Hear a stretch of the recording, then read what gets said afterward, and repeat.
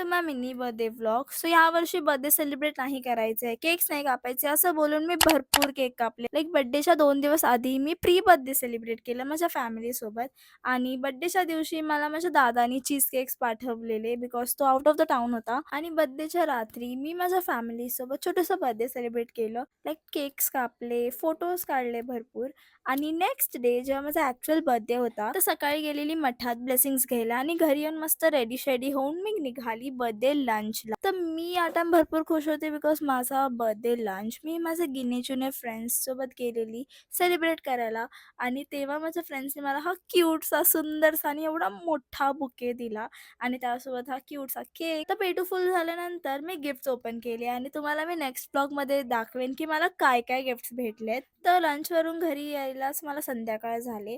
तर संध्याकाळी मी काही व्लॉग नाही केलं. तर संध्याकाळी सुद्धा मी बर्थडे केक कापले. तर यावर्षी